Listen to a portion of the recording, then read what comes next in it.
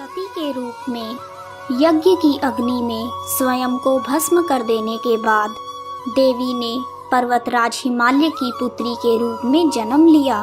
तब उनका नाम पार्वती या हेमावती या शैलपुत्री रखा गया। जब पार्वती बड़ी हुई तो ब्रह्मा के मानस पुत्र देवर्षि नारद ने उन्हें दर्शन दिए। उन्होंने पार्वती को बताया कि अगर वह तपस्या की राह पर चलें तो उन्हें अपने पूर्व जन्म के पति भगवान भोलेनाथ ही पति के रूप में मिलेंगे। नारद जी के उपदेश से भगवान शंकर को पति के रूप में प्राप्त करने के लिए पार्वती ने घोर तपस्या की। इस कठिन तपस्या के कारण इन्हें तपश्चारिणी अर्थात ब्रह्मचारिणी का नाम दिया गया। ब्रह्मचारिणी रूप में पार्वती जी ने 1000 वर्ष केवल फल फूल खाकर ही बिताए और 100 वर्षों तक जमीन पर रहकर शाक पर ही निर्वाह किया। कई वर्षों तक कठिन उपवास रखे और खुले आसमान के नीचे सर्दी, गर्मी और बरसात के घोर कष्ट सहे। 3000 वर्षों तक टूटे हुए बिल्व पत्र खाए और भगवान शंकर की आराधना करती रही। इसके बाद तो उन्होंने सूखे बिल्व पत्र खाने भी छोड़ दिए। कई हजार वर्षों तक निर्जल और निराहार रहकर वह तपस्या करती रही। पत्तों को खाना छोड़ देने के बाद इनका नाम अपर्णा पड़ा। कठिन तपस्या के कारण देवी का शरीर एकदम क्षीण हो गया। देवता, ऋषि, सिद्धगण, मुनि आदि सभी ने ब्रह्मचारिणी की तपस्या को अभूतपूर्व पुण्य कृत्य बताया।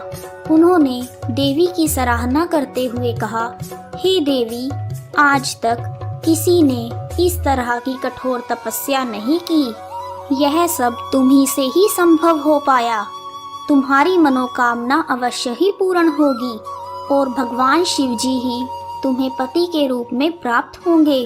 अब तुम तपस्या छोड़कर घर लौट जाओ। जल्द ही तुम्हारे पिता तुम्हें बुलाने आ रहे हैं। कठोर तपस्या करने के बाद पार्वती माँ को ब्रह्मचारिणी के रूप में जाना जाने लगा।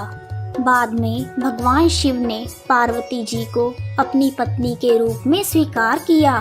माँ दुर्गा का यह अवतार तपस्या, भक्ति, संयम और एकांत में रहना सिखाता है। देवी ब्रह्मचारिणी की साधना स्वाधिष्ठान चक्र में ध्यान करके की जाती है। स्वाधिष्ठान चक्र त्रिकास्थि के निचले छोर में स्थित है। इसी में मानव चेतना की शुद्धि की ओर उत्क्रांति का प्रारंभ होता है। स्वाधिष्ठान चक्र की जागृति स्पष्टता और व्यक्तित्व में विकास लाती है। देवी के ब्रह्मचारिणी रूप से हमें शिक्षा मिलती है कि प्रतिकूल परिस्थितियों का सामना करते हुए भी अपने कर्तव्यों को नहीं छोड़ना चाहिए। देवी के भक्त पुण्य, शांति, समृद्धि, सुख और बड़प्पन के लिए माँ ब्रह्मचारिणी की पूजा करते हैं और देवी की कृपा से समस्त सिद्धियों को प्राप्त करते हैं। कथा समाप्त।